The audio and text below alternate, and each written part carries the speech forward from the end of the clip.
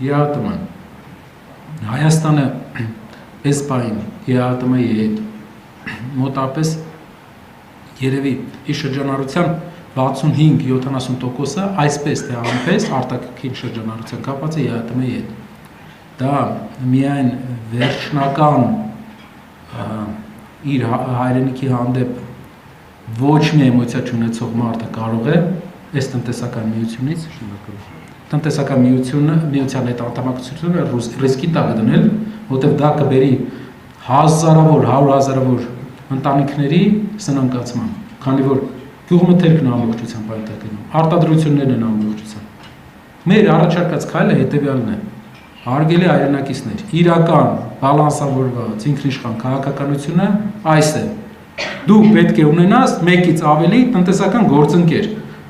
Ֆրանսիայի հետ 100 միլիոն, 150 միլիոն դոլար է շրջանառություն անում, մի քանի միլիարդ անում ես ԵԱՏՄ-ի հետ։ Դու չես կարող բալանսավորել այդ դեպքում։ Քեզ պետք է մերձավոր արևելքում կատարել, ունենալ գործընկերներ, առևտուր անել մերձավոր արևելքի հետ, նոր երկրների հետ, իրական մանկախությունը, հավասարակշռությունը, դա տնտեսական անկախությունն է։ Իսկ տնտեսական անկախությունը այս գիտեք ոնց քաղաքական հայտարարություններով չեն հասնում։ Ուղղակի գործընկերների հետ առևտրաշրջանառության ավելացման։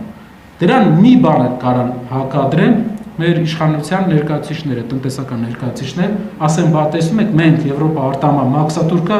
վերադարձնում ենք։ Հարգելիս, Եվրոպայով աշխարհը, Եվրոպա արտահանման մաքսատուրկը ընդհանրապես մենք ֆոլգա ենք արտահանում եւ շատ քիչ տեսակի ապրանք արտահանումը Եվրոպա շատ փոքր է, քանի որ շատ մրցունակ շուկա է։ Մենք ունենք մերձավոր արևել, մենք ունենք նոր զարգացող շուկաներ։ Մեր երկրի ղեկավարները ամեն երկիր գնալու պետք է հարյուրավոր միլիոնների պայմանագրեր բերեն հայկական ընկերություններին։ Դուք նկատել եք Ամերիկայի Միացյալ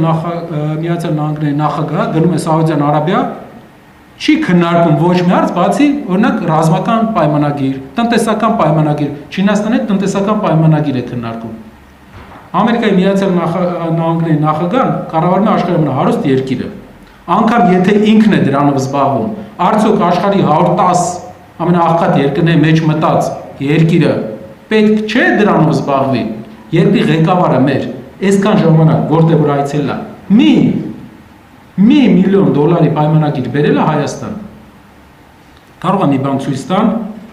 ակադեմիական քաղաքը, ասենք։ Ինչ-որ տենց բան ցույց տան, որը հողի վրա ոչ մի բան եղել։ Չի բերել, որտեղ չի կարող բերի։ Ապագա երկրի առաջնորդը ամեն այցելություն պետք է ունենա տնտեսական հետևանք։ Իսկ եթե դու ունես քո արտադրությունները, դու կունենաս տնտեսական հետևանք, դու քո երկրի պետք է գնաս որս բերես քո երկիր։ Մենք ունենք առաջնորդ, պետք է ունենանք առաջնորդ, որ գնա ուրիշ երկրից որս բերի, իր երկիրը պահի։ Որսը պայմանագրերն են, միլիոնավոր, 100 միլիոնավոր դոլարների, որ մեր երկրում ֆինանսական շարժ սկսվի։ Դրան չեմ պատասխանելու այդ հարցին, դեռ չենք պատասխանի, բայց ես ուզում եմ հայտարարել, որ փետրվարի 12-ին մենք հանդես ենք գալու կուսակցության համագումարով եւ այնտեղ դնչի մեր վարչապետի տեխնացուի անունը։